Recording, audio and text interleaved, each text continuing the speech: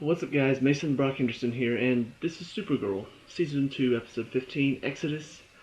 So, this episode ultimately was better than the last two, but that's not really saying much because the last two on a scale of 1 to 10, I'd probably give a 1.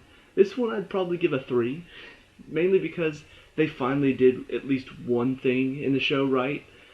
And here's the thing, it's not even something that I really enjoy, so I can't even really say that I liked it. I just noticed the fact that they did something more effectively than they had been doing it. So, what I'm talking about is the relationship stuff. It's been a main focus for like the past 3 or 4 episodes. It's been relationships, relationships, relationships. This episode, they were on the outside, and even in the scenes where they did pop up, except for like one or two, they actually had a point. It wasn't just showing us the relationship because, oh, aren't they adorable? Um, Aside from there was one scene with Win and Lyra, which actually I think led to the bar fight. So actually that one did have a bit of a purpose.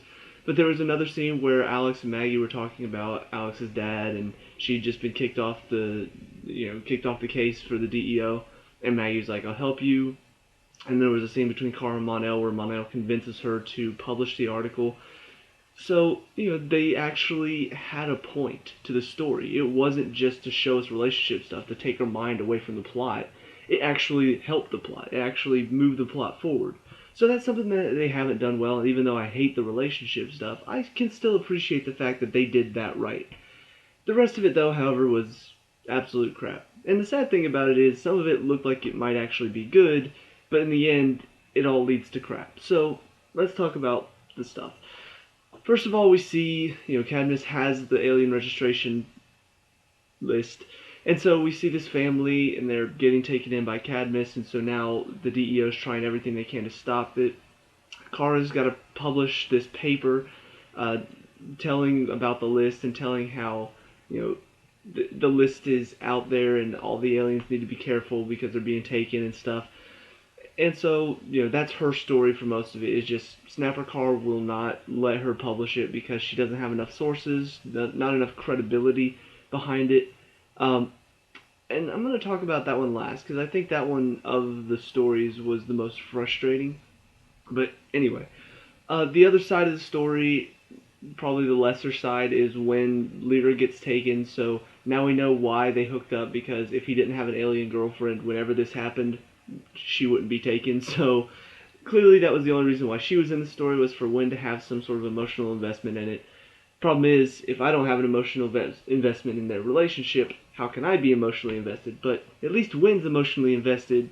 You always want your characters to, but who cares about your audience, right? I mean, your audience shouldn't care about any of this.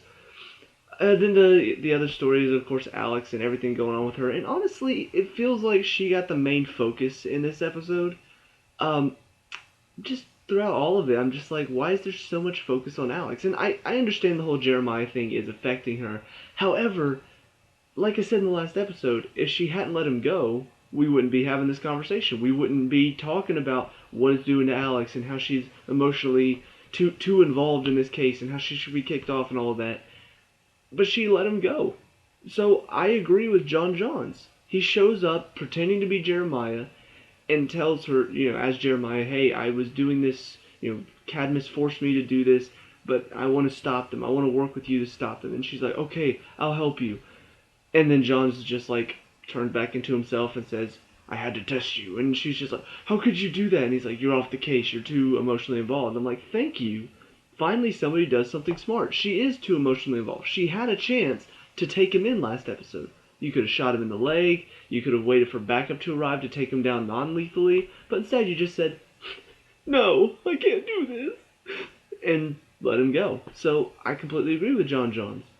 Kara comes in, and she's like, I disagree with how he did it, but I also agree with John. I'm just like, thank you. And then Maggie's just like, don't worry, I'll help you. I'm just like, because first of all, the fact that she knows about all of this in the first place is stupid. She's not involved in the DEO. She's not a part of them at all. And yet, she knows everything. She's not a part of the DEO. She's just some cop. And yet, Alex tells her everything. everything with the DEO. They're having a conversation early in the episode, and I'm just like, are you serious?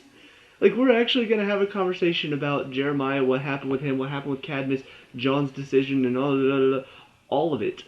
Everything that's supposed to be secretive, you're just going to tell her everything. Even though she's not...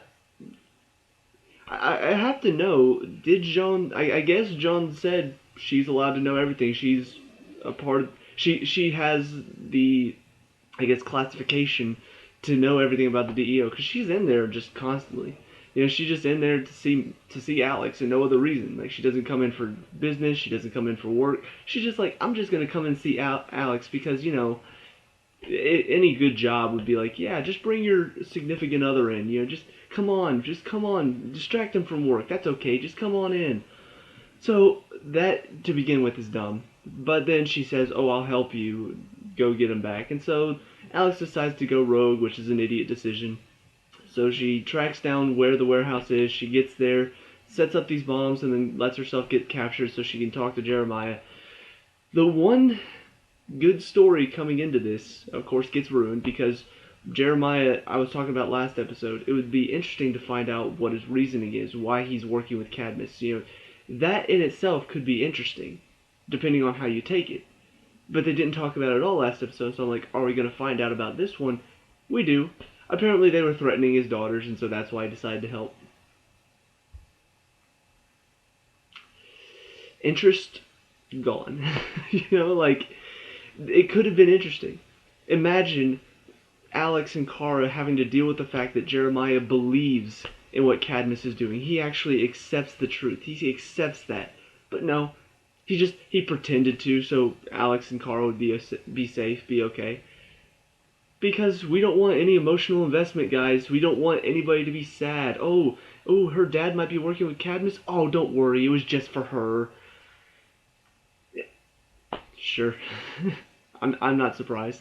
You know, that's what Supergirl writers do. They're just like, oh, that's too emotional. That would make people too sad if that were true. So let's make it easier for them to accept. Because life is easy. You know, everything in life is easy. So then he decides to help her. She gets on the ship to help people. The ship starts to take off. We see the last thing for Jeremiah. He gets lasered by Cyborg Superman, but he's not dead because, like I said, that would be too sad. But that's the last thing we see there. Supergirl flies up to stop the ship, and so we see her trying to stop it from taking off. We see her trying to, I guess, slow it down, which I don't really know how that's supposed to stop the engines from taking off, but... So she's holding it down, but it's not working, and you can even see, like, the look on her face. Like, she looks at Alex and goes, like, she can't do it. And then Alex holds her hand up to the window, and I'm just like, oh, is this going to be like a Star Trek thing? You know, Spock and Captain Kirk and all that?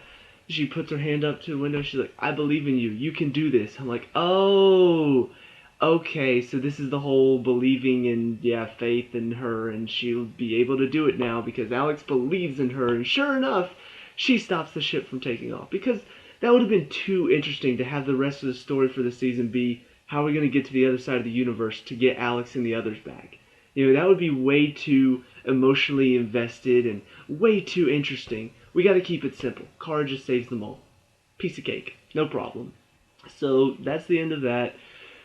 We see Alex getting a talking to by Jean, but then he's like, I'm sorry for what I did. I was wrong. I'm just like, no, you weren't. You're just an idiot. And so Alex still has her job, despite the fact that she's probably committed several security breaches just talking to Maggie, and then on top of that went rogue and nearly cost the mission.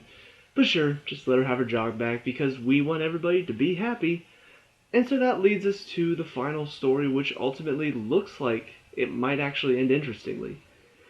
So we have Kara, you know, like I said, she's trying to get Snapper Carr to publish the story. He won't. So then we see she decides to publish it herself. You know, just goes online, writes a blog about it, and then publishes it.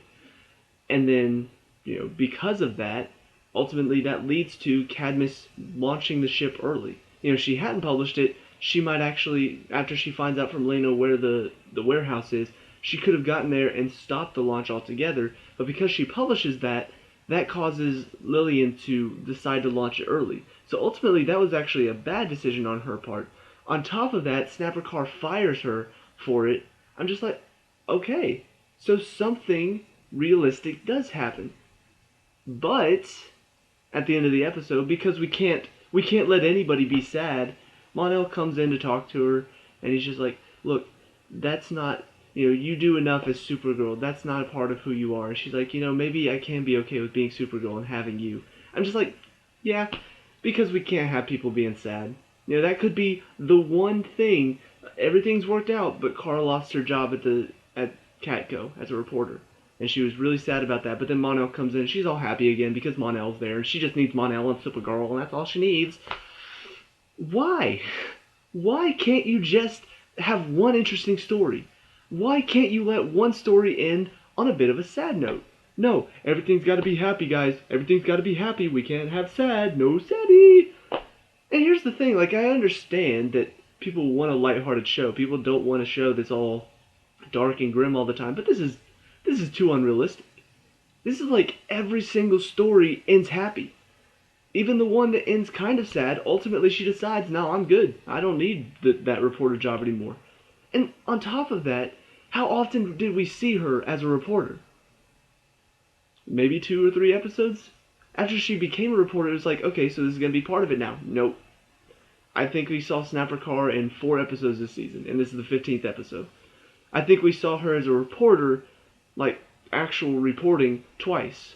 And then we saw her a few times talking to Lena as a reporter, but ultimately that turned into a friendship to where, like, she doesn't even have to be a reporter anymore to talk to Lena, so that storyline's done.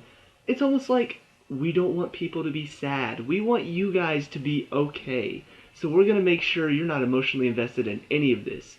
And whenever things seem like they might be sad, no, they all work out okay. Our characters are happy, you're happy, except I'm not.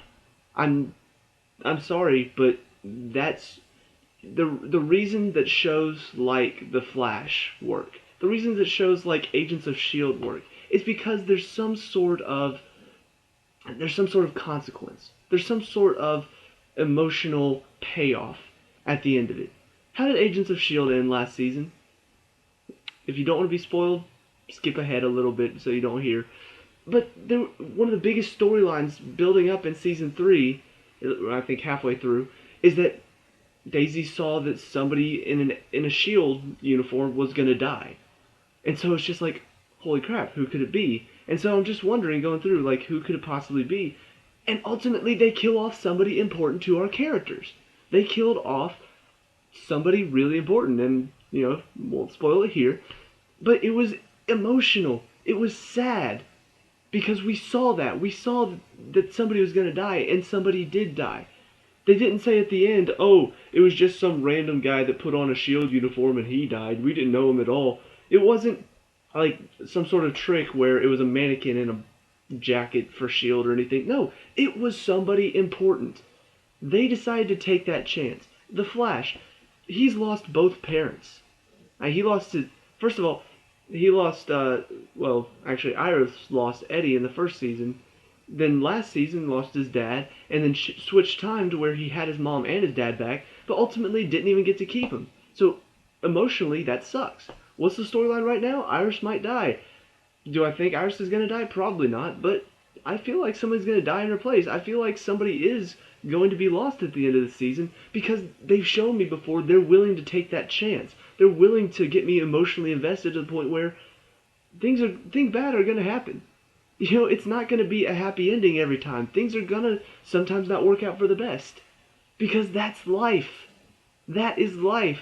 We're dealing with aliens and secret organizations and, evil people. Sometimes people are going to get hurt. And guess what?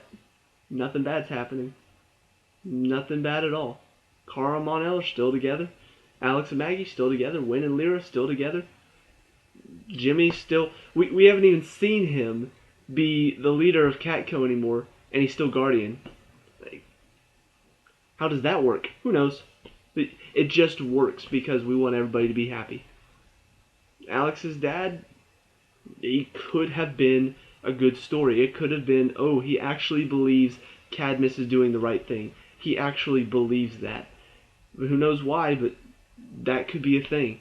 But no, he just wants to protect his daughters, so that way we can have that emotional, oh, he still believes in her, and he decides to help her fight, and oh, isn't that just sweet? who cares? Who really cares? Because ultimately, nothing bad's gonna happen in the show ever. Even with these, the last thing that we see that the aliens I think are coming for Mon-El. They take off their hoods finally for some sort of dramatic reveal, which I guess will mean something to people who know comic book characters. I don't, so I don't really want to know who they are. I'm hoping maybe it'll be an interesting plot line. But even that, I'm just like, I don't really think that's going to go anywhere. I don't think that that actually is going to end in some sort of loss or some sort of sadness. I think everything's going to work out okay. By the end of this season, I still expect Kara and Mon-El to be together. I expect Alex and Maggie to be together. I expect everybody to still be alive. Because the show doesn't have the balls to do anything that actually will invoke some sort of emotion. And that's the biggest problem with the show right now. So, like I said, it's really hard to get emotionally invested because this show isn't getting emotionally invested. It's all just, oh, everything's happy-go-lucky.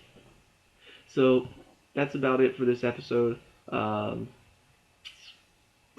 guess the other kind of interesting thing going forward is seeing that Lena's assistant is working for Cadmus. I feel like she already knows, because she calls Kara just as those guys are coming in to, like, kill her. I think she knows everything. I think she told that girl on purpose so that Lillian would send in people to kill her so that she could call Kara knowing she's Supergirl and Supergirl would come in and save her. I feel like I hope that ends interestingly because it seems like all of this could have been planned by her, but it also seems like it could have been just chance. Like, oh yeah, Kara, I know that you know the people at DEO and so I thought I'd call you, but whatever the case, not looking forward to the next episode because things are still just not looking up for this season. So let me know what you guys think down in the comment section below. What did you hate and not like about this episode? Let me know. We can talk about it and discuss all that good stuff. Leave a like and subscribe for future Supergirl reviews, and I'll see you at the next one.